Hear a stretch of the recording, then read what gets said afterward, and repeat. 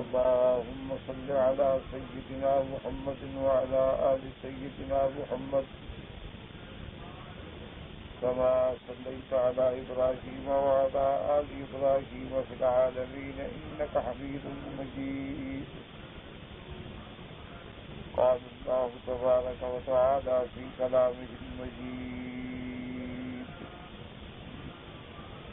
أعوذ بالله من الشيطان الرجيم. بسم الله الرحمن الرحيم. واضرب لهم مثل الحياة الدنيا كماء أنزلناه من السماء فاختلط به نبات الأرض فأصبح هشيما تذروه الرياح وكان الله على كل شيء مقتدرا. المال والبنون زينة الحياة الدنيا والباقيات الصالحات خير عند ربك ثوابا والباقيات الصالحات خير عند ربك ثوابا وخير أملا. قال المؤلف والمفسر رحمه الله تعالى: دام النفع بعلومه وعلومكم في الدارين آمين. إلى أن قال: يقول تعالى: واضرب يا محمد للناس مثل الحياة الدنيا في زوالها وفنائها وانقضائها كماء أنزلناه من السماء فاختلط به نبات الأرض أي ما فيها من الحب والشم والسنوات الزهر والنور والنضرة ثم بعد هذا كل يسوى شيما يابسا تذروه الرياح.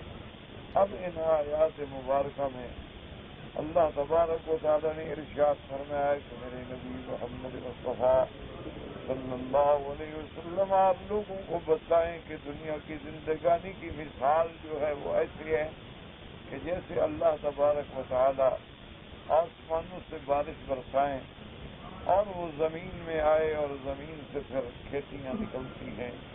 دیکھیں کیسے کھیتیاں ہیں، تر و تازہ ہیں، پھر وہ پک جاتی ہیں، پھر وہ سوکھ جاتی ہیں، وہ ختم ہو جاتی ہیں اور پھر ان کو ہوائیں اڑا کے متفرق کرتی. یہی انسان ہے، یہی اس کی زندگی ہے کہ ابھی پیدا ہو رہا ہے، خوشیاں منا رہے ہیں، بچہ ہو گیا، بچہ ہو گیا، بچہ ہو گیا، دودھ پلا رہے ہیں، دودھ چھڑا رہے ہیں، جوانی آ رہی ہے، پڑھا رہے ہیں، شادیاں ہو رہی ہیں، اس کے بعد موت سامنے آ گئی. کسی کی جلدی آ گئی، کسی کی دیر میں آ گئی. تو یہ دنیا کی زندگانی جو ہے یہ تو فنا ہے، اس میں آدمی کو دل نہیں لگانا چاہیے. اسی لیے بعض اولیاء اللہ فرماتے ہیں کہ بھئی دنیا کے لیے اتنی محنت کرو جتنا تم نے دنیا میں رہنا ہے، اور آخرت کے لیے بھی اتنی محنت کرو جتنا تم نے وہاں رہنا ہے. کیونکہ عقل مند آدمی کا کام تو یہی ہے نا جی کہ ایک جگہ 10 سال رہنا ہے تو 10 سال کی پلاننگ کرے، اور ایک جگہ 100 سال رہنا ہے تو 100 سال کی پلاننگ کرے. تو اس دنیا میں تو ہم نے عارضی طور پہ رہنا ہے اور مٹ جانا ہے. اصل زندگی جو ہے وہ تو دار الآخرہ ہے جس میں ہم نے ہمیشہ رہنا. تو لہٰذا ہم تو اس زندگی کے لیے محنت کریں جس میں ہمیشہ رہیں، نہ کہ اس زندگی کے لیے محنت کریں جو عارضی ہے، جو فانی ہے اور جس کا کوئی اعتبار نہیں. اسی لیے علماء فرماتے ہیں رحمہم اللہ تعالی علیہم اجمعین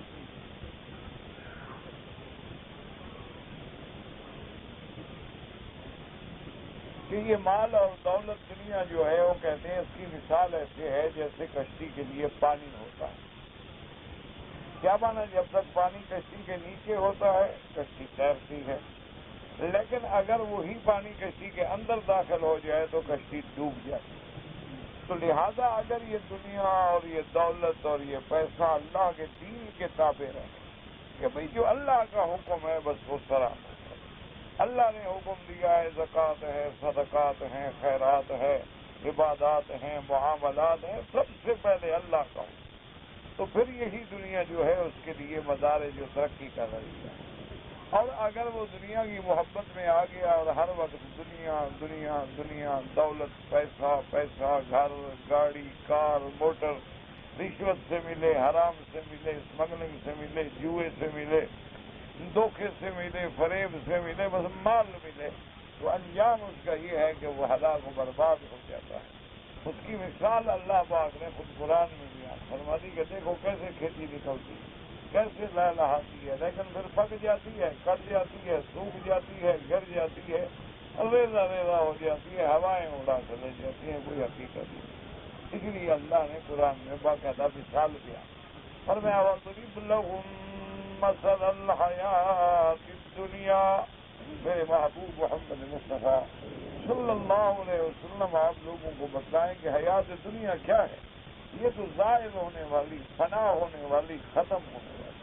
كَمَاءٍ أَنزَلْنَاهُ مِنَ السَّمَاءِ فَاخْتَلَطَ بِهِ نَبَاتُ الْأَرْضِ مِمَّا فِيهَا مِنَ الْحَبِّ وَالْحَصَادِ. اب دیکھیں کہ جو دنیا کے اندر اللہ پاک و زمین پہ پانی ڈالتے ہیں اس سے پھر گندم نکلتی ہے، کیسے وہ جوان ہوتی ہے، کیسے خوبصورت ہوتی ہے. بعد الزہر والنور، پھر اس پہ پھول لگتے ہیں، پھر اس پہ پھل آتا ہے، پھر اس پہ رونق آتی ہے. ثم بعد هذا كله يصبح هشيما، پھر اس کے بعد سوکھ جاتی ہے. نتیجہ کیا ہوتا ہے؟ تذروه الرياح حيث تفرق وتطرح ذات اليمين ذات الشمال. اب ہوائیں کبھی اڑا کے ادھر لے جا رہی ہیں، کبھی اڑا کے ادھر لے جا رہی ہیں. اب وہ بہت سا ہو گیا، کچھ مٹی میں مل گیا. وَكَانَ اللَّهُ عَلَى كُلِّ شَيْءٍ مُقْتَدِرًا. اللہ ہر چیز پہ قادر ہے کہ جیسے اس کھیتی کو پیدا بھی کر لیا، پکا بھی دیا، ختم بھی کر دیا، اسی طرح وہ انسانوں کو پیدا بھی کرتے ہیں، جوانی پہ بھی جاتے ہیں، پھر موت بھی آتی ہے، پھر دوبارہ اٹھانے پر بھی اٹھاتے ہیں. أي هو قادر على هذه الحال وهذه الحال وكثيرا ما يضرب الله مثل الحياة الدنيا بهذا المثل. ابو فصل رحمۃ اللہ علیہ فرماتے ہیں کہ اللہ نے کئی بہت سارے مقامات پہ دنیا کی مثال بیان فرمائی ہے. کیوں؟ وجہ کیا ہے کہ ہر وقت ہمارے سامنے ہے نا، ہم دیکھتے ہیں کیسے بارشیں ہوتی ہیں، کیسے زمین سے کھیتیاں لہلہاتی ہیں اور کیسے سوکھ جاتی ہیں اور مٹ جاتی ہیں، نام و نشان بھی نہیں ہوتی. تو اللہ ایسی مثالیں دیتے ہیں جو ہمارے سامنے، ہمارے آنکھوں کے سامنے ہوں، جن پہ ہم ذرا غور کریں تو اللہ کی تقدیر اور قدرت کاملہ جو ہے سمجھ آتی. جیسے کہ سورۃ یونس میں فرمایا انما مثل الحیات الدنیا كماء انزلناه من السماء فاختلط به نبات الارض مما يأكل الناس والانعام. اللہ نے فرمایا دیکھو کیسے ہم نے آسمانوں سے پانی اتارا، پھر زمین سے کھیتیاں نکالی، بعض لوگوں کے کام آتی ہیں، بعض حیوانوں کے کام آتی ہیں. وقال في سورة الزمر ألم تر أن الله أنزل من السماء ماء فسلكه ينابيع في الأرض ثم يخرج به زرعا مختلفا ألوانه. اللہ نے فرمایا کیا میرے بندے تو اس بات پہ غور نہیں کرتا کہ وہ پروردگار عالم جس نے آسمانوں سے پانی اتارا، پھر ان پانوں کو زمین کی رگوں کے اندر چلایا کہ پانی زمین کے اندر رگوں میں جذب ہو گیا، پھر اس سے کھیتیاں نکالی. پانی بھی ہے ایک، زمین بھی ہے ایک، لیکن کھیتیوں کے رنگ مختلف ہیں. دیکھا نہیں ہے کبھی کوئی کھیتی کیسی ہے، کوئی کھیتی کیسی، کوئی درخت کیسا ہے، کوئی درخت کیسا ہے. کسی درخت کے پتے بڑے ہیں، پھل چھوٹا ہے، پھل بڑا ہے، پتے چھوٹے ہیں. کوئی درخت بہت قامت والا ہے، وہ بالکل چھوٹی قامت والا ہے جیسے بندے ہیں، کوئی لمبا ہے، کوئی درمیانہ ہے، کوئی چھوٹا ہے، کوئی کالا ہے، کوئی پیلا ہے، کوئی سفید ہے۔ یہ سارا اللہ تبارک و تعالی ہمارے سامنے مثالیں دیتے ہیں کہ غور کر۔ جیسے سورۃ الحدید میں فرمایا اعلموا انما الحیات الدنیا لعب ولہو وزینۃ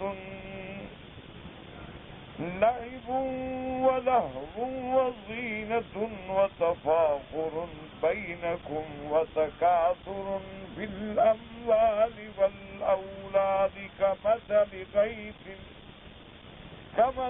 غيث أعجب الكفار نباته۔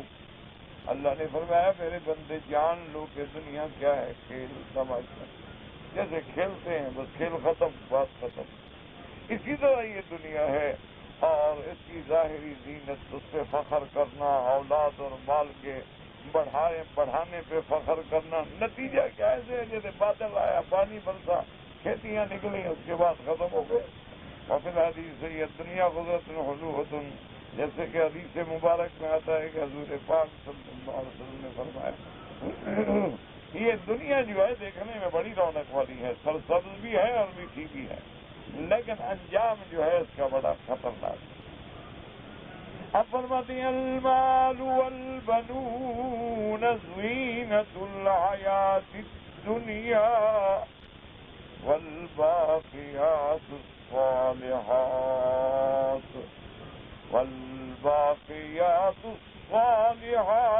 خیر عند ربک ثوابا وخیر املا۔ اللہ نے فرمایا میرے بندے غور کرو، یہ دولت دنیا اولاد کیا ہے؟ یہ دنیا کی زینت ہے۔ اچھا دنیا کی زینت بھی کیا ہے؟ کبھی آدمی اسی مال میں پکڑا جاتا ہے اور زندگی جیلوں میں نکلتی، کبھی اولاد جو ہے زینت کی بجائے وبال بن جاتی، نافرمان ہو گئی تو اور اپنی اولاد اس کے لیے عذاب ہو گئی، وہ زندگی نہیں گزارتی، اس کو اپنی اولاد نہیں جینے دیتی، اپنی اولاد پہ عزت کر دیتی، اپنی اولاد اس کی ذلت کا ذریعہ بن جاتی۔ یہ اللہ کا ایک نظام ہے جو سمجھ۔ اصل باقی رہنے والی چیزیں کیا ہیں؟ والباقیات الصالحات۔ اب علماء نے فرمایا کہ اس سے مراد اعمال صالحہ ہیں، کہ جو اعمال صالحہ کرتے ہو، نمازیں پڑھتے ہو، روزے رکھتے ہو، زکوٰۃ دیتے ہو، یہی تمہارے کام ہے۔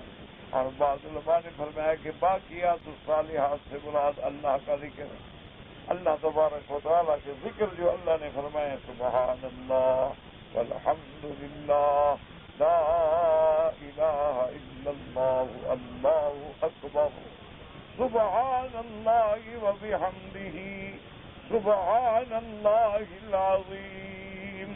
بعض علماء فرماتے ہیں یہ باقیات الصالحات، کیونکہ یہ ذکر و اذکار جو ہیں ہمیشہ باقی رہنے والے، اللہ تبارک و تعالیٰ ان کا نتیجہ دیں گے کہ پڑھنے میں آسان ہیں لیکن قیامت والے دن میزانوں میں سب سے بھاری ہوں گے۔ جیسے فرمایا کلمتان خفیفتان علی اللسان ثقیلتان فی المیزان حبیبتان الی الرحمن سبحان اللہ وبحمدہ سبحان اللہ العظیم۔ دو ہی تو کلمے ہیں کہ زبان میں کتنے حرف ہیں لیکن میزان میں کتنا بھاری ہیں، رحمان کو کتنے محبوب ہیں، ہے کہ سبحان اللہ وبحمدہ سبحان اللہ العظیم۔ جیسے اللہ نے فرمایا زین للناس حب الشہوات من النساء والبنین والقناطیر المقنطرة من الذهب۔ لوگوں کے لیے چیزیں جو ہیں مزین کر دی گئیں کہ ان کو ان چیزوں کی لذات و شہوات کی محبت ہے، عورتوں کی ہے، مال و اولاد کی ہے، سونے چاندی کے خزانوں کی ہے۔ جیسے اللہ فرماتے ہیں انما اموالکم و اولادکم فتنہ، مال اور اولاد تمہارے لیے آزمائش، تمہارے لیے امتحان ہے، اصل چیز جو ہے اللہ کے ہاں تمہارے لیے اجر و ثواب ہے۔ الاقبال علیہ والتفرغ لعبادتہ خیر لکم من اشتغالکم بہم والجمع لهم الشفقۃ المفرطۃ علیہم ولہذا قال تبارک وتعالی والباقيات الصالحات خير عند ربك ثوابا وخير عملا. قال ابن عباس وسعيد بن جبير وغير واحد من السلف الباقيات الصالحات والصلوات الخمس. حضرت ابن عباس حضرت سعید بن جبیر فرماتی ہیں کہ باقیات الصالحات سے مراد کیا ہے کہ 5 نمازیں، کہ بندہ 5 نمازیں جو وقت پہ ادا کرتا ہے یہ اس کے لیے ذخیرہ ہوتی ہیں اور نجات کا ذریعہ ہوتی ہے. وقال عطاء ابن ابی رباح سعید بن جبیر بن عباس سے باقیات الصالحات، وہ فرماتی ہیں کہ باقیات الصالحات سے مراد کیا؟ سبحان اللہ والحمد للہ لا الہ الا اللہ واللہ اکبر. یہ باقیات اصل میں آدمی غور کرے تو اللہ نے شریعت اسلام کے مطابق جو ہماری زندگی ہے نا، اس کا ہر لمحہ جو ہے وہ ہمیں اللہ کی طرف جوڑتا ہے اور غیروں سے توڑتا. اب دیکھیں کہ انسان ہے سونا چاہتا ہے، وہاں بھی شریعت کا حکم ہے کہ کیا کہے؟ اللہم باسمک احیا واموت. یا اللہ تیرے نام سے زندگی ہے اور تیرے نام سے موت. اللہم باسمک وضعت جنبی فاغفر لی ذنبی. اللہ تیرے نام سے میں نے اپنا سائڈ رکھا ہے بستر پہ، میرے گناہوں کو معاف. اللہ کا ذکر. اچھا اب نیند جب کھلے تب کیا کہ الحمدللہ الذی احیانا بعدما اماتنا وإلیہ النشور. اللہ پھر شکر ہے تو نے موت کے بعد زندگی رکھی. نیند بھی تو موت ہے، کئی سوئے پھر نہیں اٹھے. میرا مولا تیرا شکر ہے کہ تو نے ہمیں پھر زندگی رکھی اور تیری طرف ہی ہم نے آنا. اچھا اب جناب یہ اچھا اب صبح ہو گئی ہے، صبح کی اٹھا ہے، آسمانوں پہ نظر پہ ان فی خلق السماوات والارض واختلاف اللیل والنہار لآیات لأولی الالباب. اس آیت کی تلاوت کریں اور اس کے بعد کیا کہ اللہم انت قیم السماوات والارض ومن فیہن. اللہم انت نور السماوات والارض ومن فیہن. اللہم انت اللہ لا الہ الا انت. اللہم انک حق ولقاؤک حق والجنة حق والنار حق والنبیون حق ومحمد صلی اللہ علیہ وسلم حق. اب دیکھیں اللہ کا ذکر. اب گھر سے باہر نکل رہا ہے کہ بسم اللہ ما شاء اللہ لا قوت الا باللہ، یا بسم اللہ ما شاء اللہ آمنت باللہ توکلت علی اللہ ولا حول ولا قوت الا باللہ. اب بازار سے گزر رہا ہے لا الہ الا اللہ وحدہ لا شریک لہ لہ الملک وله الحمد یحیی ویمیت وہو علی کل شیء قدیر. ایک روایت میں آتا ہے جو بندہ بازار سے گزرتے ہوئے یہ کلمہ پڑھے 10,000 گناہ مٹ جائے.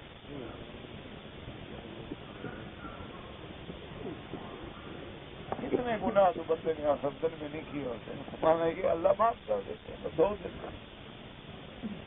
اسی طرح جناب اب آپ گھر میں داخل بسم اللہ ولجنا وبسم اللہ خرجنا وعلی اللہ توکلنا.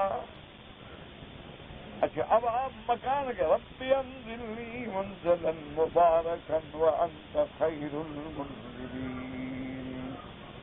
آپ نے جناب وضو کر رہے ہیں بسم اللہ الرحمن الرحیم. اللہم اغفر لی ذنبی وسع لی فی داری وبارک لی فی رزقی. یہ دعا ہے جو وضو کے درمیان میں ہم نے مانگی. اچھا حمام جا رہے ہیں اللہم انی اعوذ بک من الخبث والخبائث. باہر نکل رہے ہیں الحمدللہ الذی اذھب عني العذاب فانی غفرانک. اب کھانا کھا رہے ہیں بسم اللہ الرحمن الرحیم. کھا لیا الحمدللہ الذی اطعمنا وسقانا وجعلنا من المسلمین. آپ لباس پہن رہے ہیں الحمدللہ الذی البسنا وکسانا من العراء. اللہ تبارک و تعالیٰ نے ایک ایسا سسٹم بنا دیا ہے کہ میرے بندے کا تعلق ہر وقت میرے ساتھ جڑا رہے گا. چلے تو میرے ساتھ، بیٹھے تو میرے ساتھ، ہر وقت ایک ذکر ہے، فکر ہے، بس دل کا لگاؤ جو ہے وہ اللہ کی طرف. بس یہی وہ مقام ہوتا ہے اگر آدمی کو سمجھ آ جائے کہ ساری دنیا سے تعلق چھوڑ کے بس اسی کے ساتھ جوڑ لو. جب اس سے جڑ جاتا ہے، آج ہم پریشان کیوں ہیں؟ نہ اللہ سے جڑے نہ بندوں، نہ ادھر کے رہے نہ ادھر. چلو کافروں نے دنیا تو بنا دی، ہماری دنیا بھی برباد. آخرت کیا ہے کہ ہم نے دونوں کو دھوکہ دیا. دنیا والوں کو بھی دھوکہ دیا، انہوں نے کہا کپاس بھیجو، ہم نے کپاس میں اینٹیں بھیجی. انہوں نے کہا جناب ہمیں کپڑا بھیجو، ہم نے لکھا اس کے اوپر جی یہ 30 گز ہے، پیمائش کرو تو 28 گز. انہوں نے کہا ہم نے لکھا جی ہمارے لیے سوٹ بھیجو سلوار قمیض کے. جب آئے ماشاءاللہ سے ایک پنچہ ادھر ہے اور ایک ادھر ہے. آرڈر ملا جناب ہمارے لیے اٹیچی کیس اور سوٹ کیس چمڑے کے بڑے اعلیٰ قسم کے بھیجے. اور یہاں پکڑا ہاتھ سے تو ہینڈل ہاتھ میں ہے، سوٹ کیس جہاز میں ہے. ٹھیکہ ملا سڑک بناؤ، الحمدللہ سڑک ختم نہیں ہوئی پہلے اکھڑ گئی. بڑے بڑے پلادے بنے، ابھی لوگ آگے بیٹھے نہیں، وہ گر گئے. یہ ہے مسلمان، اسی کو مسلمان کہتے ہیں. انا للہ و انا الیہ راجعون. دعا کرو. اس لیے میں عرض کر رہا تھا نا کہ ہم نہ دنیا کے رہے نہ آخرت. ہم نے کوشش کی کہ دونوں کو دھوکہ دیں، دنیا والوں کو بھی دھوکہ دیں اور اللہ میاں کو بھی دھوکہ دیں کہ تیرے بزرگوں کے ساتھ دوستی ہے، شارٹ کٹ یہ ہمیں چھڑوا دیں گے. بس ہم نماز پڑھیں نہ پڑھیں، پیر جو ہے یہ کس کام آئے گا؟ نظر نیاز جو لے رہا ہے تو کم از کم جہنم کے مار تو ہماری وجہ سے برداشت کرے گا. تو اللہ کے بندے جب وہ وہاں ہوگا تو ہمیں کیا چھڑائے گا؟ اسی لیے قرآن کہے گا نا ان آسانہ سادتنا و کبراءنا. ہم ان بڑوں کے پیچھے چلے، انہوں نے ہمیں برباد کیا، آج یہ بھی جہنم میں تو ہم. اللہ بھی ان کو تو زیادہ رگڑا دے. وہ کہیں گے یار کیا رگڑے کی بات کرتے ہو؟ کل دن سے ہم سارے رگڑے میں ہیں، تم بھی ہوئی اور ہم بھی ہوئی ہیں، کچھ نہیں کر سکتے. کل دن سے کن والا اللہ نے قرآن میں ایک ایک چیز کھول کے بیان کر دی. لیکن افسوس یہ ہے، بدقسمتی یہ ہے کہ کافر ہے، انگریز ہے، ہندو ہے، وہ اپنی تجارت میں مسلمان سے بھی زیادہ دیانت مجال ہے کبھی جھوٹ کو. سوال ہے یعنی آپ حیران ہوں گے کہ ایک گاڑی ہے مثلا آپ کے ملک میں سمبل ہوتی ہے، کیا مانا یعنی پرزے باہر سے آتے ہیں یہاں صرف جوڑے جاتے ہیں. کمپنی وہی ہے، پرزا وہی ہے، صرف ہم نے اس کو فٹنگ کرنی ہے، جوڑ دیا. اچھا اس جوڑنے کے بعد یہ حالت ہے کہ یہ تو 1 سال کے بعد کھٹ کھٹ کھٹ کھٹ کھٹ شروع کر دیتی ہے، اور جو باہر سے آتی ہے وہ 3 سال بھی نہیں ہلتی. حالانکہ بات تو وہی ہے، کیونکہ ہم نٹ جوڑنے کے اندر بھی بتی آنت ہے، یہاں نٹ بدل دیے. جو ہم ہیرا پھیری کر سکتے تھے وہ یہاں بھی ہم نے کر دیا. مجھے ایک دوست نے خود بتایا، اس کا بہت بڑا ورکشاپ ہے. اس نے بتایا کہ میرے پاس ایک گاڑی آئی تو وہ ایکسیڈنٹ ہو گئی، تو اس کی چھت کو ٹھیک کرنا تھا تو ہم نے اس کو رگڑا صاف کیا تو اندر سے ڈالڈا کے جو ڈبہ ہوتا ہے نا اس کا تین لگا ہوا ہے، اور وہ لکھا ہوا بھی موجود تھا اس کے اوپر کہ فلانا ڈالڈا. جب اس قسم کی چھت ہوگی تو کیا برداشت ہوگی؟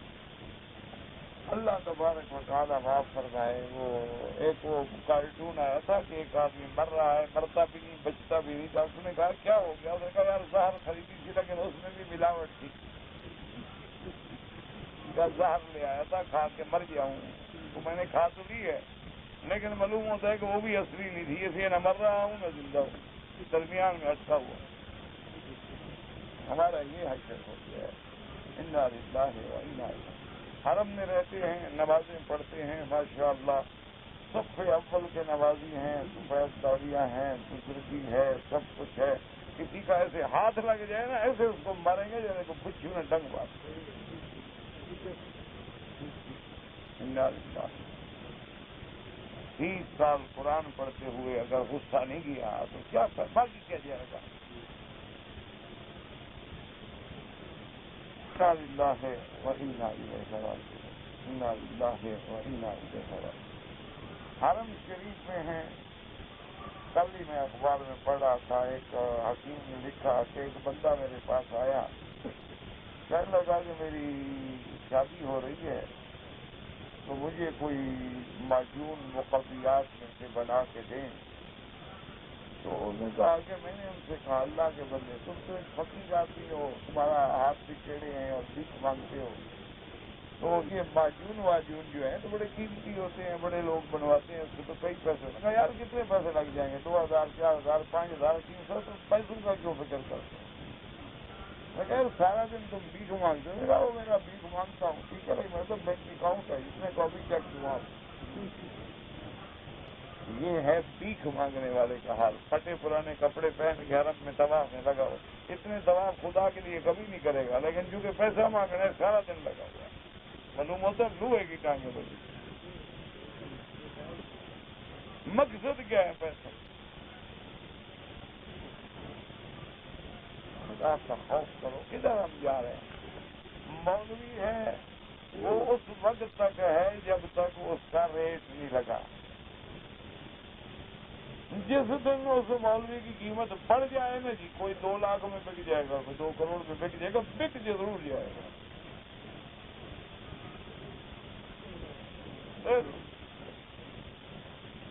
90% مولویوں کا یہ حال ہے، الا قلیل من عبادی الشکور۔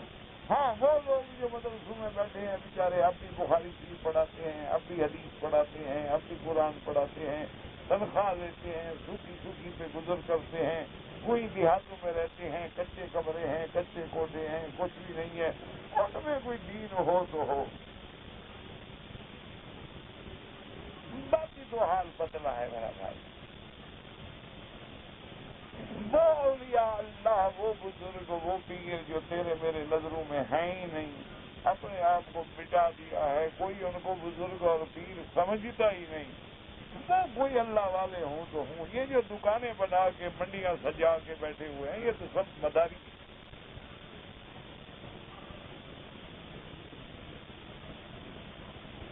اللہ تبارک و تعالی رحمت فرمائے۔ بس اس لیے حال ہمارا، ورنہ مسلمان کا تو ہر لمحہ جو ہے اس کے ذکر میں۔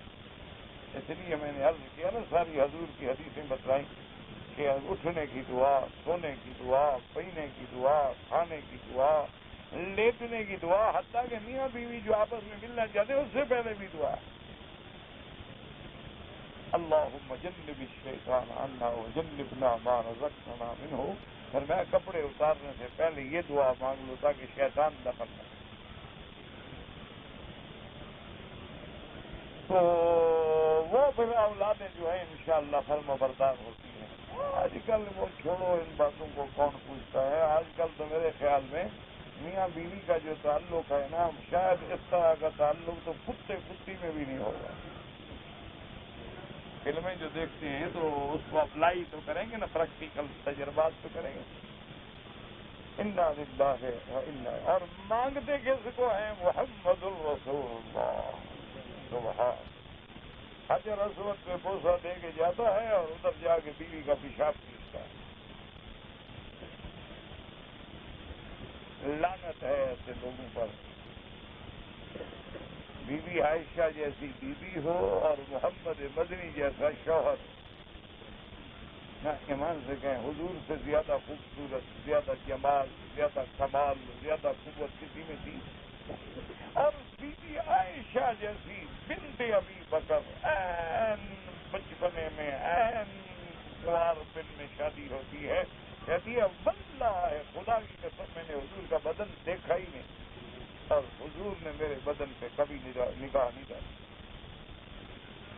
تو سمجھتے تھے بھائی میاں بیوی کا تعلق اللہ نے رکھا ہے کہ آدمی گناہوں سے بچ جائے اور تناسل ہو، اولاد چلتی رہے، سلسلہ نسب قائم رہے. یہ کوئی ایسی چیز تو نہیں کہ بندہ اس کو دیکھے اور اس کو جناب استعمال کرے اور اس کے اندر فلمیں بنائے اور اس کے ویڈیو دیکھے. ایسی چیز تو نہیں. کیا ہے انا للہ و انا الیہ راجعون. یہ ہمارے ہاں جو بیٹھتے ہیں نا یہ بڑے بڑے ماشاءاللہ جو بہت پہنچے ہوئے ہیں نا ماشاءاللہ، یہ وہاں بھی آگے پہنچے ہوئے. ہاں اتنا پیری تو مجھے بھی ہے نا، اتنا تو مجھے بھی اللہ نے پیری دی ہے کہ نظر ڈال کے پہچان لیتا ہوں ان میں کتنے فلم والے ہیں. ابھی کہوں کہ نام لے کے کھڑا کر، لیکن ذلت تو میری ہے نا کہ جب استاد گندا ہے نا فگر جو ٹھیک نہ ہوئے ان کا تو کوئی قصور نہیں نا. اصل تو بات میری زبان گندی ہے نا، اچھی ہوتی تو ٹھیک نہ ہو جاتا. انا للہ و انا الیہ راجعون. بس اللہ کے آگے روتے رہیں. کبھی یاد ہے دعا کر دیا کرو. کسی ہم نے الحمدللہ کبھی نہ آپ سے مانگا ہے اور نہ دعا کرو کہ خدا کبھی تم لوگوں کا محتاج کرے. اللہ کبھی کسی بندے کا محتاج نہ کرے. الید العلیٰ خیر من الید السفلیٰ. بس یہ دعا کبھی کبھی کر دیا کریں جب کبھی یاد آ جائے. نہ دولت نہ دنیا نہ ہدیہ نہ دعوت نہ فروٹ نہ پھل. مجھے تو دوست دعوت کرتے ہیں میں جان چھوڑاتا ہوں. یار چھوڑو بس ٹھیک ہے. ان کا کھانا کھا کے پھر ان کو برا کہنا اچھی بات نہیں. دیتے رہے کہ نہ کھاؤ کم از کم کچھ، ورنہ جب آدمی کھاتا ہے تو پھر منہ شرماتا ہے. کوشش تو میں کرتا ہوں. باقی یہ ہے کہ بھئی حالات یہ ہیں کہ اگر میری زبان میں اثر ہوتا، میری زبان درست ہوتی تو گھروں کی اصلاح ہو جاتی، آپ کی اصلاح ہو جاتی، دوستوں کی اصلاح ہو جاتی. اصل آپ کا قصور نہیں، میرا قصور ہے. اس لیے آپ جناب فرماتی ہیں کہ یہ ہے باقی سبحان اللہ والحمد للہ لا الہ الا اللہ واللہ اکبر. وہکذا سئل امیر المؤمنین عثمان بن عفان رضی اللہ تعالی عنہ. حضرت عثمان بن عفان سے پوچھا گیا کہ قرآن میں الباقیات الصالحات اس سے کیا مراد ہے؟ فرمایا لا الہ الا اللہ سبحان اللہ والحمد للہ واللہ اکبر ولا حول ولا قوة الا باللہ العلی العظیم. اب ایمان سے کہیں کتنے خوش نصیب ہیں وہ لوگ جن کا لا الہ الا اللہ کا ایک ایک لاکھ ذکر ہے روز کا. میرے اپنے استاد سے 10 پارے قرآن کے روزانہ پڑھتے تھے. لا الہ الا اللہ کا جو ذکر ہے 1,00,000 دفعہ اور 1,00,000 دفعہ درود شریف، یہ تو مستقل تھا. اور ہمیں سبق بھی پڑھاتے تھے، 20 سبق، 12 سبق، 15 سبق. نماز بھی وقت پہ پڑھتے تھے. یعنی پڑھانے میں اتنا ان کو ذوق تھا، شوق تھا. اللہ ان کی قبر پہ کروڑوں رحمتیں فرمائے کہ کبھی ہم آتے نا راستہ کوئی نہیں، سائیکل کا راستہ تھا، بیسیکل کا. تو وہ مجھے کہتے کہ تم سائیکل چلاؤ تو میں پیچھے بیٹھ کے تمہیں سبق پڑھاتا رہوں، اور اگر میں سائیکل چلاتا ہوں تم پیچھے بیٹھ جاؤ تو مجھے سبق سناتے رہو. مجھے شرم آتی تھی کہ آپ استاد ہیں، آپ سائیکل چلائیں، میں آپ کے پیچھے بیٹھوں. تو آپ پیچھے بیٹھے میں چلاتا ہوں. تو وہ 2-3 میل کا راستہ تھا، وہ بڑا کچا اور خراب صرف سائیکل کا ہی راستہ تھا. تو ہم استاد کو سائیکل پہ بٹھا کے لے آتے اور وہ پیچھے بیٹھے سبق پڑھا رہے ہیں، میں سائیکل چلا رہا ہوں. میں بھی بے وقوف جانا کہتا رہتا ہاں سمجھ رہا ہوں، مٹی سمجھا کچھ پڑھا ہو تو پڑھاتا نا. آج لگا بس استاد کو خوش کرنے کے لیے میں بھی کہہ دیتا ہاں جی بالکل یاد ہو گیا، ماشاءاللہ بالکل سمجھ گیا. کیا مٹی سمجھ، بچپن بھی تھی باقی، جوانی بھی تھی باقی.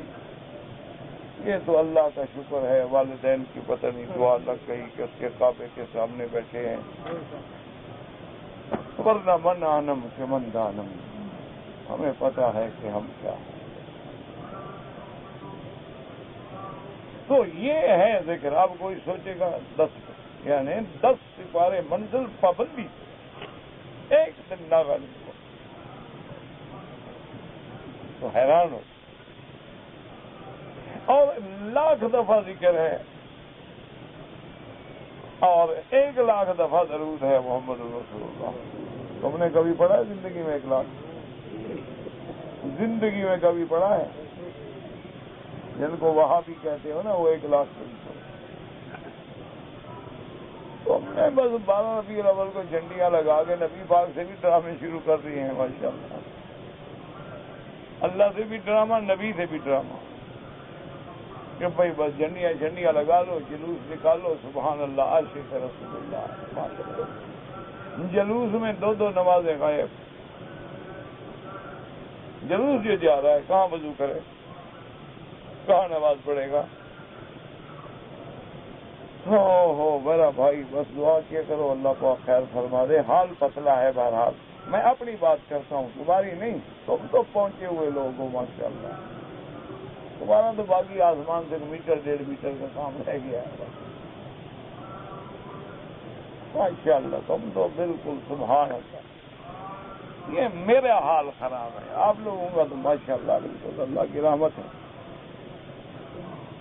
اب جناب فرماتے ہیں الامام محمد حدثنا عبد الرحمن المقری قال حدثنا حیوة قال حدثنا ابو عقیل انه سمع الحارث مولى عثمان رضی اللہ تعالی عنہ یقول جلس عثمان یوما وجلسنا معه.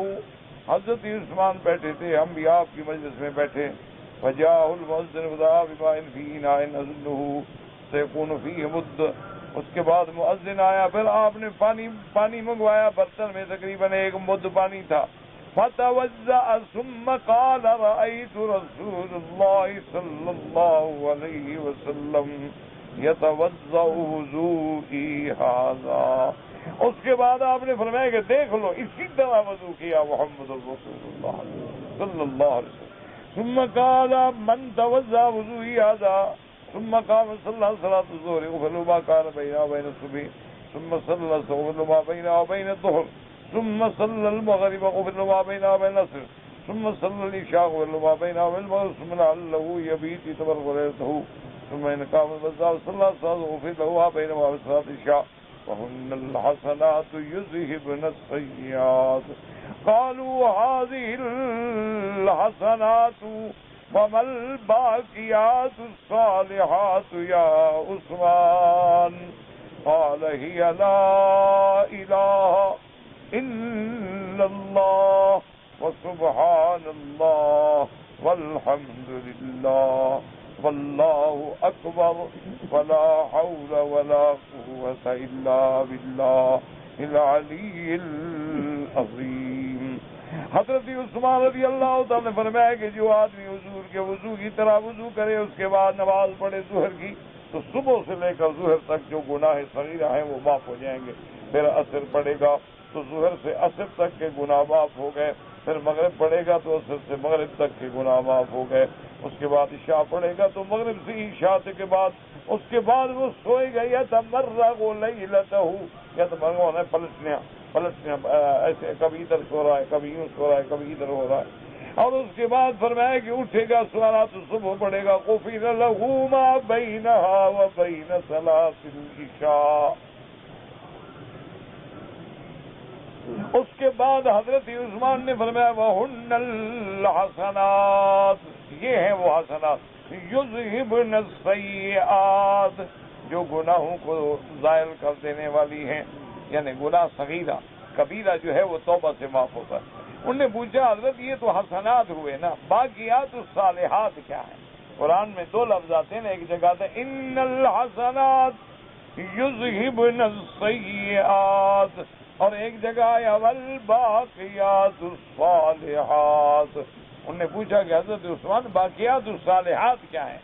آپ نے فرمایا اس سے مراد ہے لا الہ الا اللہ، سبحان اللہ، الحمد للہ، واللہ اکبر، ولا حول ولا قوة الا باللہ العلی العظیم. وروى مالك عن عمر بن عبد الله بن زياد عن سعيد بن المسيب قال الباقيات الصالحات سبحان الله والحمد لله ولا إله إلا الله والله أكبر ولا حول ولا قوة إلا بالله. وقال محمد بن يجان ماذا قال سألني سعيد بن المسيب سألني عن الباقيات الصالحات قلت والصلاة والصيام فقال لم تصبني فقلت والزكاة والحج فقال لم تصبه بسيني ولكنهن الكلمات الخمس لا إله إلا الله والله أكبر وسبحان الله والحمد لله ولا حول ولا قوة إلا بالله. وقال ابن أخوني عبد الله سبحانه حسين نافع بن سرجس أنه أخبر سالم بن عمر رضي الله تعالى عنه عن الباقيات الصالحات قال لا إله إلا الله والله أكبر سبحان الله ولا حول ولا قوة إلا بالله. قال ابن وقال بين ذلك وقال مجاهد الباقيات الصالحات سبحان الله والحمد لله ولا إله إلا الله والله أكبر. وقال الذاكر هنا ونسوك ذلك الباقيات الصالحات قال لا إله إلا الله والله أكبر والحمد لله وسبحان الله هن الباقيات الصالحات. انہوں نے فرمایا یہ باقیات الصالحات ہیں.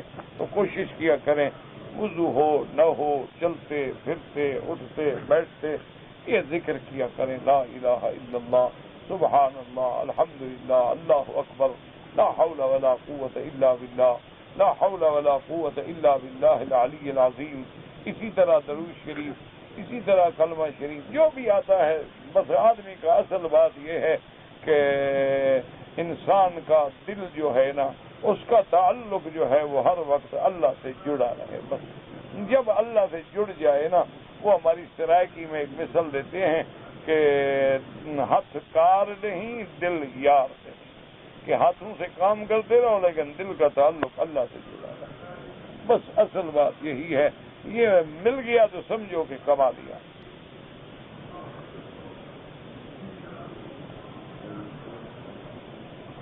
آپ کی بیوی جو ہے وہ حج پہ آ سکتی ہے میرا بھائی. اس کا جو ماموزاد ہے میں نے اس کے ساتھ نکاح ہو سکتا ہے اس کا تو وہ محرم نہیں ہو سکتی.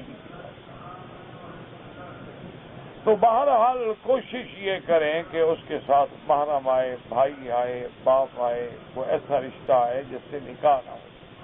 کوئی بہت مجبوری ہو تو پھر عورتیں ہوں صالحات اور پھر وہاں سے اس کے عزیز اس کو روانہ کریں ایئرپورٹ پہ آپ لیں وہ بھی گنجائش ہے. اس کی بہن میری بیوی کی بھابھی لگی ہے کوئی رشتہ نہیں بھابھی وابھی لگتی ہے.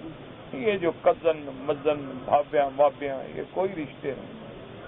یہی تو بزن ہے یہی تو ساری بربادی تو انہی میں ہے.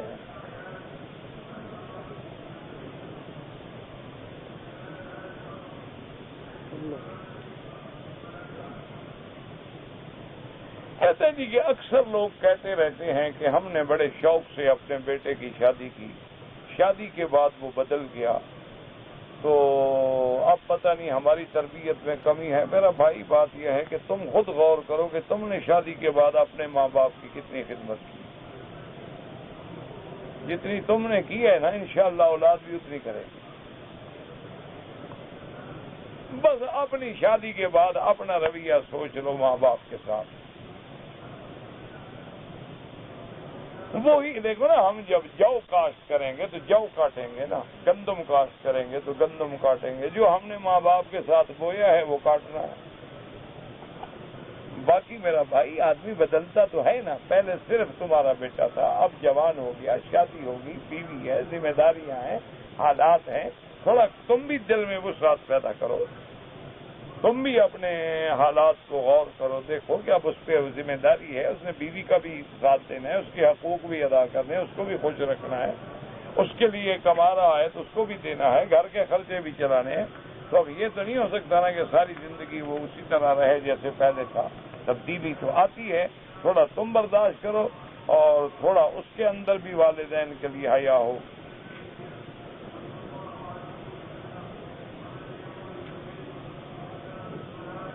کہتے ہیں جی کہ ہماری تنخواہ بہت تھوڑی ہے، ہم ہر سال جو ہے گھر نہیں جا سکتے۔ میرا بھائی بات یہ ہے کہ شریعت میں عورت سے 6 مہینے سے زیادہ جدا نہیں رہنا چاہیے، یہ شریعت کا حکم ہے۔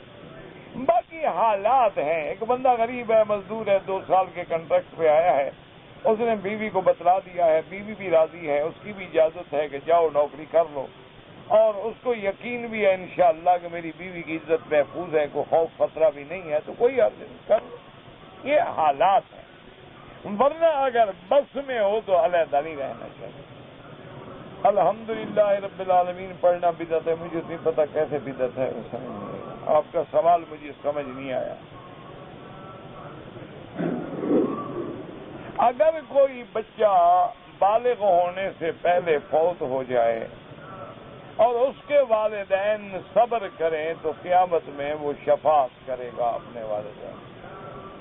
ایک حدیث مبارک میں آتا ہے کہ ایک بندہ ایسا ہوگا جس کو جہنم کا پروانہ مل جائے گا کہ لے جاؤ جہنم، اس کی بچیاں جو 2-3 لڑکیاں بالغ ہونے سے پہلے فوت ہو جائیں گی، وہ آگے چمٹ جائیں گی اور روئیں گی کہ اللہ میاں ہمارے باپ کو جہنم نہ بھیجو، روئیں گی، فریاد کریں گی، اللہ میاں اس نے ہماری خدمت کی، ہمیں پالا پوسا، مہربانی کراؤ، تو اللہ پاک رحم فرما کے کہیں گے اچھا ان کی بچیوں کی وجہ سے اس کی جہنم معاف کر دو اور جنت میں۔ تو اس لیے لیکن یہ ضروری ہے کہ اگر اولاد ہے تو صبر کرے۔ صبر کا معنی یہ نہیں ہوتا کہ روئے نہیں، رونا تو جائز ہے، آنکھوں سے آنسو بہ رہے ہیں، اظہار غم ہے، یہ تو جائز ہے۔ حضور صلی اللہ علیہ وسلم حضرت عثمان بن مظعون رضی اللہ تعالی عنہ کی موت پہ آئے۔ حضرت عثمان بن مظعون جو ہے یہ حضور کے رضائی بھائی ہیں، آپ نے کیسے دور کیا ہے۔ تو جب آپ آئے ہیں تو موت کے بعد حضور نے اس کی پیشانی پہ بوسہ دیا۔ صحابی کہتے ہیں عیناہ تذرفان، حضور کی دونوں آنکھیں جو تھیں آنسو بہا رہی تھی، حضور رو رہے تھے اور حضور صلی اللہ علیہ وسلم نے اس کو بوسہ بھی دیا۔ تو رونا جو ہے یہ تو اللہ کی رحمت ہے، لیکن فریاد نہ کرے، آوازیں نہ نکالے، ویلا نہ کرے، اللہ رسول کے خلاف کوئی کلمات نہ کہے، سوگ نہ منائے، سیاہ کپڑے نہ پہنے، سروں میں مٹیاں نہ ڈالے، ماتم کر رہا ہے اور دکھا رہا ہے ان للہ ما عطا وللہ ما اخذ، اللہ کا مال تھا، اللہ نے دیا تھا، اللہ نے لے لیا ہے، انا للہ و انا الیہ راجعون، سب کچھ اسی کا تھا اور اسی کی طرف لوٹ کے جانا ہے۔ تو انشاءاللہ اسی لیے تو بعض جنازے کے دعاؤں میں یہ بھی دعا ہے نا، اللہم اجعلہ لنا ظہرا وشافعا ومشفعا، یا اللہ ہمارے لیے آخرت میں نیکی کا ذریعہ ہو، ذخیرہ ہو اور ہمارے لیے شفاعت کا ذریعہ ہو۔ تو بچے تو اللہ رحمت ہے، اللہ تبارک و تعالی سے دعا کریں جن کے بچے فوت ہو گئے اللہ ان کو صبر جمیل دے، اور جن کی اولاد ہے اللہ ان کو صالح بنائے۔ خود کش حملے وغیرہ جو ہیں نا جی، اگر تو کافروں کے لیے ہیں وہ تو علماء نے اجازت دی ہے، لیکن یہ جو ظالم مسلمان ملکوں میں کر رہے ہیں یہ تو بالکل فساد ہے۔ جہاد کا شوق ہے، جا کے لڑو کافروں سے، بیت المقدس موجود ہے، فلسطین موجود ہے، جاؤ جہاد کرو۔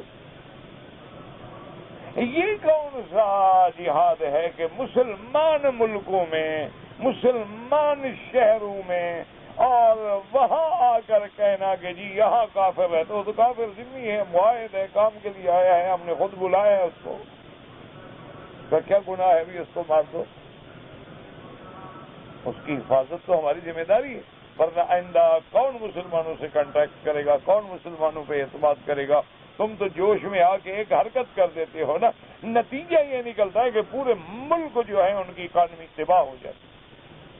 اب دیکھیں نا جی کہ ایسے چیزیں ہیں جو ہمارے ملک میں ہم نے تو پڑھا نہیں، ان باہر والے لوگوں نے آ کے وہ ہمارے بڑے بڑے منصوبے، بڑے بڑے کام، بڑے بڑے مشینری، بڑی بڑی چیزیں جو ہیں انہوں نے لگانی ہیں، ان کو ہم مار دیں، کون آئے گا؟ یہ تو ظلم ہے، یہ تو فساد ہے، ان اللہ لا یحب الفساد۔ انما جزاء الذین یحاربون اللہ ورسولہ ویسعون فی الارض فسادا ان یقتلوا ویسلبوا. یہ تو فساد فی الارض ہے. یہ کون سا جہاد ہے؟ جہاد کے احکام ہیں، جہاد کے شرائط ہیں، جہاد کے اصول ہیں، اس کے قواعد ہیں، اس کے ضوابط ہیں. یہ تو نہیں ہے نا کہ مسلمانوں کی مسجدوں میں جا کے حملہ کر دو، بلد الامین میں حملہ کر دو، مارکیٹوں میں جا کے بم رکھ دو، بڑے بڑے کمپلیکس میں جا کے رکھ دو، اس میں سینکڑوں معصوم ہیں، بچے ہیں، عورتیں ہیں. اللہ تبارک کس کس کے خون کا قیامت میں جواب دو گے؟ اللہ پاک فساد سے محفوظ رکھے. باقی کافر ہیں، کافروں کا ملک ہے، کافر مسلط ہے، جیسے فلسطین میں ہو رہا ہے، وہ تو مجبور ہے، ان کے پاس حل کوئی نہیں. اگر مجھ کو پتہ چل جائے کہ مجھ پہ جادو کا اثر ہے تو اللہ کے قرآن کا سہارا پکڑو، سورۃ البقرہ پڑھو، سنو، تلاوت کرو، آیت الکرسی، قل اعوذ برب الفلق، قل اعوذ برب الناس. اور اسی طرح جو آیات ہیں نا، فلما القوا قال موسیٰ ما جئتم به السحر ان اللہ سیبطلہ ان اللہ لا یصلح عمل المفسدین ویحق اللہ الحق ویبطل الباطل ولو کرہ المجرمون. یہ آیات پڑھ کے اپنے اوپر دم کریں، انشاءاللہ سب جادو وادو بھاگ جائے گا. یہ جو موجودہ دور کے عامل شامل بنے ہوئے ہیں ان کے چکر میں نہ پڑنا، ورنہ جو کچھ پہلے گھر میں رکھا ہوا ہے انشاءاللہ یہ بھی کھا جائیں.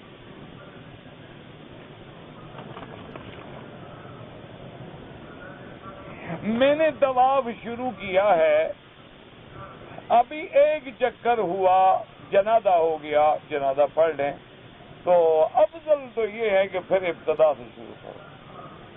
لیکن بعض علماء فرماتے ہیں جہاں آپ نے روکا ہے وہیں سے شروع کرو. طواف میں چلتے چلتے زمزم پی لے ہو جائے گا انشاءاللہ طواف. لیکن بہتر یہی ہے طواف کو طواف سمجھو، کھانا پینا بعد میں کرو. میں نے 7 چکر اپنی طرف سے پورے کیے ہیں، لیکن شبہ ہے کہ شاید 6 ہوں. تو جو ظن غالب ہو، جو دماغ میں غالب بات ہو کہ 7 ہیں، بس اللہ کرے گا پورے ہو گئے. اگر 6 ہیں تو 1 کر لو. کہتے جی کہ اگر جماعت نہیں ملی ہمیں، بعد میں نے اکیلا فرض پڑھنا ہے تو حتیم جو ہے ہجر اسماعیل کے اندر بالکل فرض پڑھ سکتے ہیں. یعنی آپ امام کے پیچھے نہیں پڑھ سکتے کیونکہ امام خارج کعبہ ہے اور حتیم کا منطقہ جو ہے وہ داخل کعبہ ہے، تو اس لیے وہاں کھڑا ہونا جائز نہیں. اسی طرح واجب الطواف جو ہے 2 رکعت وہ بھی حتیم میں پڑھیں. اگر آدمی نے عصر کے بعد 2، 4، 5 طواف کر دیے، مغرب کے بعد 2 رکعت کر کے سب کی پڑھ دے، بالکل جائز ہے. کہتے جی کہ اوابین کے بارے میں بعض آج کل کے مولوی کہتے ہیں کہ یہ نہیں پڑھنے چاہیے، تو ان کے ساتھ رہو گے انشاءاللہ تو کچھ بھی نہیں پڑھو گے، فکر نہ کرو. اسی طرح وہ چھڑواتے آئیں گے، پہلے نفل چھڑوائیں گے، پھر کہیں گے 4 سنتیں نہ پڑھا کرو زور سے، پہلے 2 کافی ہیں. پھر کہیں گے یار 2 بھی نہ پڑھو تو کیا سنت ہی ہے نا، آ گئے نہیں آ گئے. انشاءاللہ ایسا ایسا سب چھوٹ جائے گا، فکر نہ کرو. تم 1 مہینہ صحبت رکھ کے دیکھ لو، اس کے بعد مجھے بتانا کہ کیا حال ہے. انشاءاللہ پہلے نفل سے روکیں گے یہ بدعت، پھر سنت سے روکیں گے یہ بھی بدعت، پھر 4 سے روکیں گے یہ 4 بھی بدعت، پھر 20 سے روکیں گے یہ بھی بدعت، پھر عمرے سے روکیں گے یہ بھی بدعت، پھر ذکر سے روکیں گے یہ بھی بدعت. انشاءاللہ پھر خالی پھر یہی کام کرو گے، لڑائی جھگڑے، یہ کافر اور وہ کافر اور یہ کافر اور وہ کافر. یہ رکن یمانی پہ موقع ملے تو دایاں ہاتھ لگائیں، بسم اللہ اللہ اکبر. نہ ملے تو اشارے کی کوئی ضرورت نہیں. اللہ کے بندے جتنا نوافل میں زور لگاؤ گے نا، حضور فر حدیث میں آتا ہے کہ اللہ یتقرب الی بالنوافل، عبادت کرتے کرتے کرتے کرتے میرے قریب ہو جاتا. اللہ تبارک و تعالیٰ کا قرب ڈھونڈنا ہے تو پھر تو نوافل ہے، اس میں جائز ناجائز کا کیا تعلق ہے. من تطوع خیرا فإن اللہ شاکر علیم. اب حضور پاک نے 8 رکعت تہجد پڑھی ہے، تم 100 رکعت پڑھ لو، کو منع ہے؟ حضور پاک نے زندگی میں 1 حج کیا ہے، تم 20 حج کر لو، تو منع ہے؟ حضور پاک نے زندگی میں کبھی 5 طواف ایک دن میں نہیں کیے. تم 10 طواف بھی ایک دن میں کرو تو کیا بدعت ہو جائے گا؟ کوئی عقل کرو. لیکن ان کو تو اللہ پاک نے جب اللہ کے دین کا انہوں نے علماء کی نفی کر دی ہے کہ علماء کچھ نہیں، فقہا کچھ نہیں، قراء کچھ نہیں، صحابہ نعوذ باللہ کچھ نہیں، تو باقی کیا رہا؟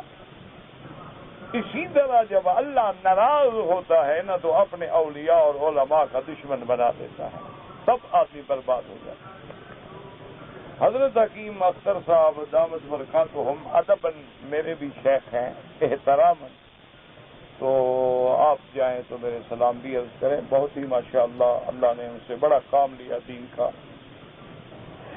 ایک عورت نے ایئرپورٹ پر جو کپڑے پہنے تھی اسی میں احرام کی نیت تھی، ٹھیک ہے، لیکن مکے میں آ کر ہوٹل میں کپڑے بدل لیے، کوئی حرج نہیں، کچھ بھی نہیں ہوتا، ٹھیک ہو گیا عمرہ.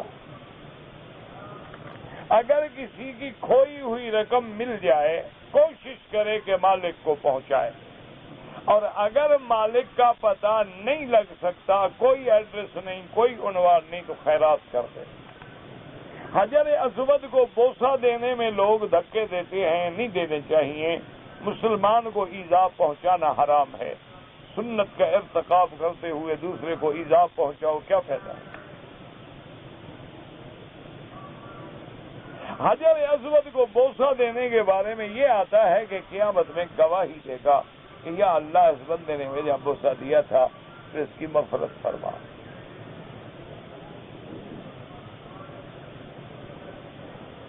کہتے ہیں جی کہ مختلف ممالک کے لوگ آتے ہیں. اکثر لوگ میں نے دیکھا ہے کہ قرآن شریف غلط پڑھ رہے ہوتے ہیں. پیار سے سمجھائیں، اصلاح کریں، ان کی محبت سے قریب بیٹھ کے پیار سے. عورتوں کے لیے آپ کا بیان سننے کا اہتمام نہیں ہے میرا بھائی، مشکل ہو جائے گا. اور اس کا حل یہی اہتمام ہے کہ بعد میں کیسٹ لے کے گھر میں بیٹھ کے آرام سے سنیں. بچوں کی تربیت جو ہے کس طرح کی جائے؟ بالکل جب 4.5 سال کا بچہ ہوتا ہے اسی وقت سے انگلی پکڑ کے اس کو نماز میں اور مسجد میں اور ساتھ رکھیں، اور دینی معاملات اچھی صحبتوں میں بزرگوں کے پاس لے جائیں، اور اچھے اداروں میں داخل کریں جہاں تعلیم بھی ہو اور تربیت بھی ہو.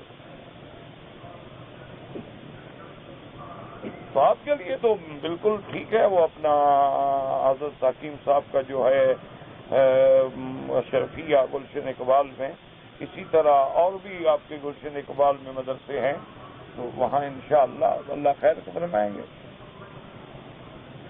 اگر ایک آدمی جھگڑے کرتے ہوئے کہہ بیٹھا کہ میں جاؤں گا حرم نہیں آؤں گا، استغفار کرے بس، ایسے جھگڑوں کو چھوڑو، استغفر اللہ بس. اگر کوئی آدمی تہجد پڑھے، افضل یہ ہے کہ تہجد کے بعد وتر پڑھے، لیکن ڈر ہو کہ ہو سکتا ہے نیند نہ کھلے تو وتر عشاء کے بعد پڑھ لو، بعد میں تہجد پڑھتے رہو. گھر میں خط لکھا کہ اگر مکے سے میری بدلی ہو گئی، کسی اور شہر نہ ہوئی تو حج کروں گا، بدلی نہ ہوئی تو میں نے حج کر. کوئی بات نہیں یار، یہ چھوٹی چھوٹی باتوں میں نہ آیا کرو. اگر آپ کے ہاتھوں پہ گوند ہے، غرا ہے، لگتا ہے، اس کے اندر پانی نہیں داخل ہوتا تو پھر وضو نہیں ہوگا.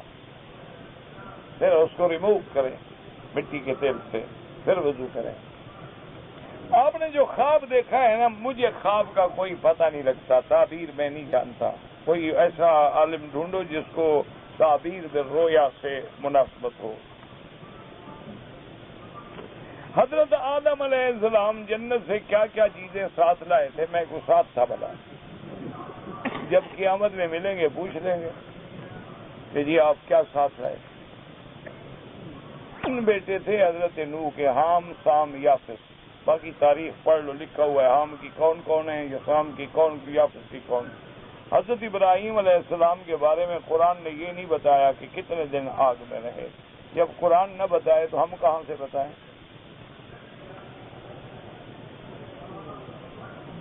حضرت موسیٰ علیہ السلام کا مقابلہ جن جادوگروں سے ہوا تھا ان کی تعداد کیا تھی؟ جب قرآن نے نہیں بتلایا تو مولوی مکی کہاں سے بتلائے؟ القی السحرۃ ساجدین. قرآن کہتے ہیں بہت ساری جماعت تھی، مسلمان ہو گئے، سجدے میں گر گئے. 50 سے 100 تھے، اللہ عالم. خدا جانتا ہے. آپ کو اگر ملے گی بھی کوئی ایسی روایت تو وہ اسرائیلی روایات ہوں گی جن کا اعتبار ہی کوئی نہیں.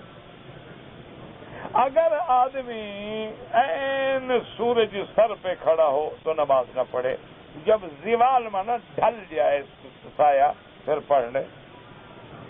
اگر آدمی کے بازو جو ہے نا آدھے ہوں تو نماز مکروہ ہو جاتی ہے. بلا وجہ ہوتے ہیں نا، شرٹ پہنتے ہیں ہاف اس کے بازو کے، تو نماز میں کراہت آ جاتی ہے. خذوا زینتکم عند کل مسجد، نماز پڑھنے آؤ تو پورا پورا لباس پہنو.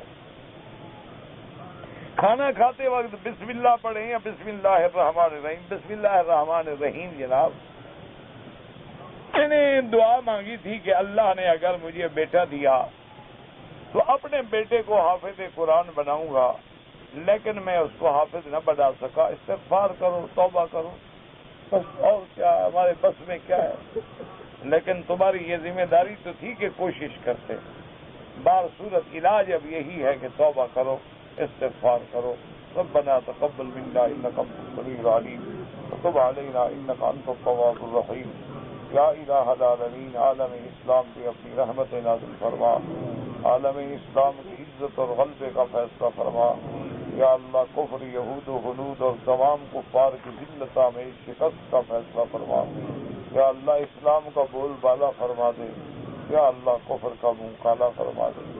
یا الہ العالمین ہمیں مانگنا بھی نہیں آتا، بغیر مانگے عطا فرما دے. یا الہ العالمین ہمیں مانگنا نہیں آتا، بغیر مانگے عطا فرما دے. یا اللہ ہمیں مانگنے کا طریقہ بھی عطا فرما دے. پورے عالم میں ہدایت کی ہوائیں چلا دے. یا اللہ ہماری اولادوں پہ، نسلوں پہ، گھروں پہ رحم فرما. عذاب رفع فرما، عذاب رفع فرما، عذاب رفع فرما. رحمت و ہدایت فرما.